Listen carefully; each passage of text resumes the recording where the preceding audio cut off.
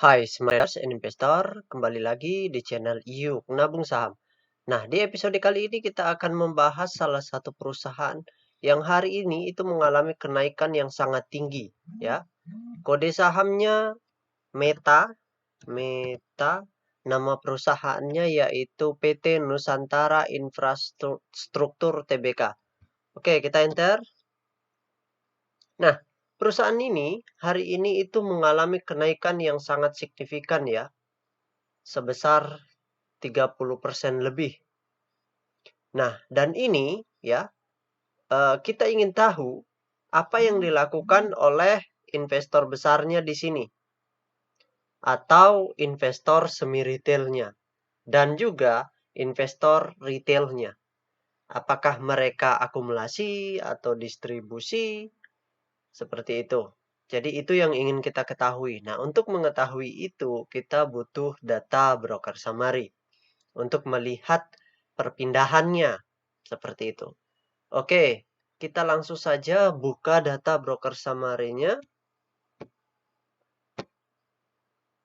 Nah, di sini kita ganti dulu kode sahamnya ya. Meta. Oh, sorry. Meta Nusantara Infrastruktur Tbk. Oke, langsung saja. Tanggalnya tetap ya. Sorry. Karena kita ingin lihat di tanggal 21 hari ini saja. Oke, kita show. Nah, di sini kita bisa lihat ya, dari data perpindahan ini atau data broker summary-nya ini, kita lihat ada akumulasi. Ya, ada akumulasi dan di sini yang akumulasi ini investor semi retailnya. Seperti itu.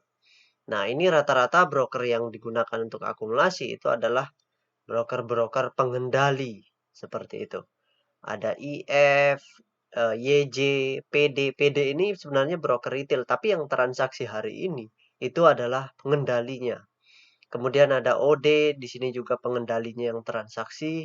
CD, CC juga pengendalinya yang transaksi. Dan semua broker-broker yang transaksi hari ini itu adalah broker pengendali.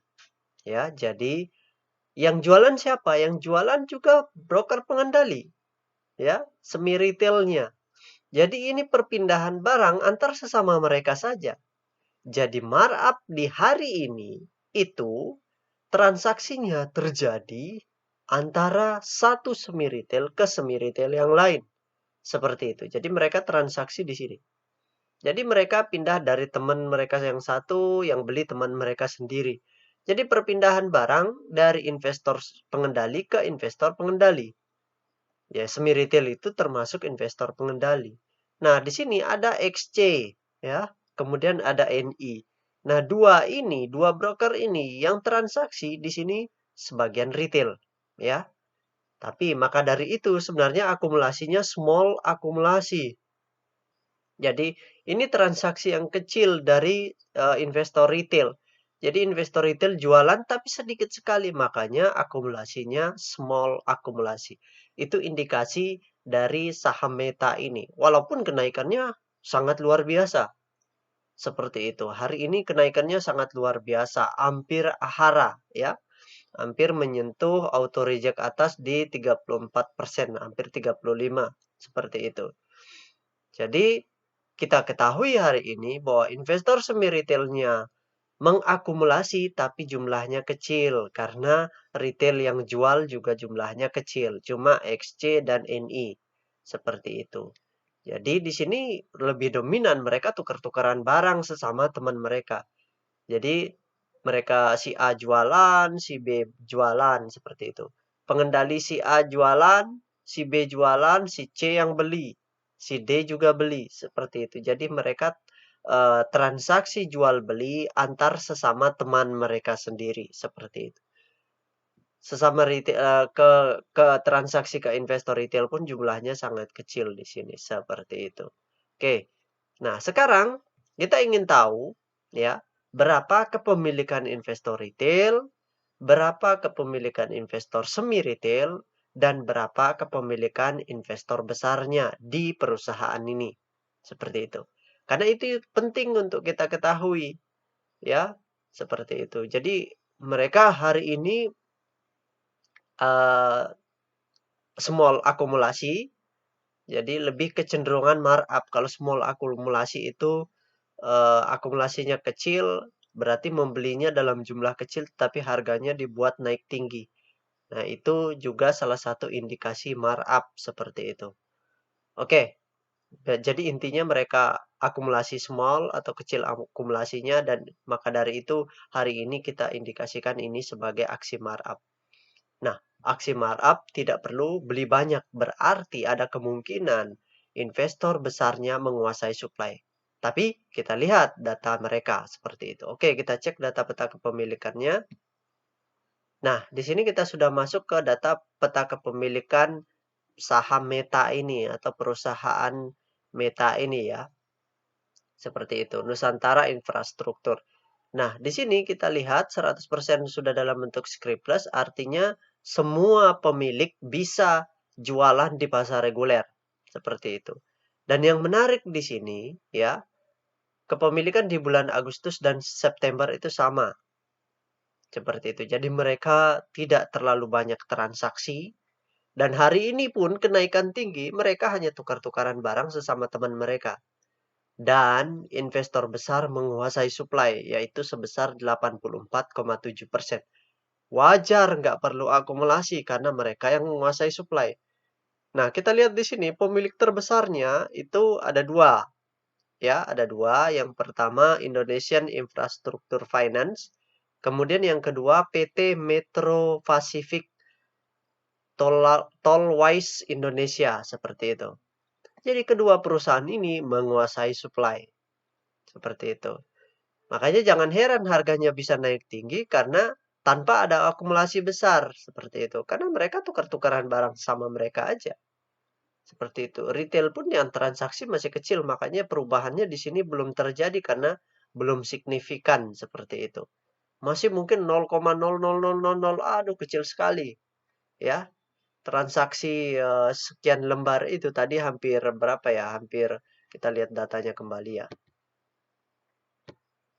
Nah, di sini transaksi retail 106 tambah 94. Hampir, ya katakanlah hampir 200.000 lot. 200.000 lot, kalau kita kali 100 itu 200.000 lot ya. Kali 100 itu sekitar berapa? 20 jutaan ya. 20 jutaan lembar seperti itu. Dan ini kepemilikannya ya 177 miliar lembar sekian perusahaan. Jadi cukup banyak ya, cukup banyak sahamnya yang beredar di publik dan retailnya transaksi kecil. Wajar dia tidak berubah di sini. Ya, kalau transaksinya retail semakin banyak perubahan nanti sampai seratusan miliar lembar, 100 miliar lembar itu mungkin akan terjadi perubahan di sini, baru akan terjadi signifikan. Karena harusnya 0,1 baru berubah. Kalau masih 0,0001 ya itu tidak akan berubah di sini karena masih kategorinya kecil, seperti itu. Nah, jadi kesimpulannya hari ini ya investor besarnya markup, ya investor semi retailnya markup. Di sini mereka transaksi pindah-pindah barang ke sesama teman mereka. Jadi ini tujuannya untuk markup. Tetapi menariknya retail tidak terpancing, retail malahan keluar. Ya kita tidak tahu, siapa tahu besok ketika retail melihat malahan retailnya masuk. Terus mereka bisa profit taking seperti itu. Itulah aksi yang sering mereka lakukan. Makanya bagi investor retail yang pegang di sinilah, yang masih hold hari ini, ya siap-siap aja di perdagangan besok. Kalau perdagangan besok di markup lagi sangat tinggi, ya Anda siapkan auto order Anda. Auto sell ya. Siapkan auto sell, siapa tahu pagi-pagi di markup naik tinggi, kemudian setelah 20 menit atau setelah 1 jam, tiba-tiba dibanting. Nah, itu Anda bisa profit taking dengan memanfaatkan auto order, auto sell yang Anda lakukan seperti itu. Jadi Anda tetap bisa profit taking seperti itu. Nah, itu saja ya. Semoga video ini bermanfaat bagi rekan-rekan yang merasa video ini bermanfaat, mohon di-share ke ke grup-grup sosial medianya atau ke grup-grup, keluarga seperti itu. Supaya lebih banyak lagi investor retail yang mendapatkan manfaatnya dari pembelajaran, bukan diskusi ya, dari sharing yang Pak Guru lakukan seperti itu.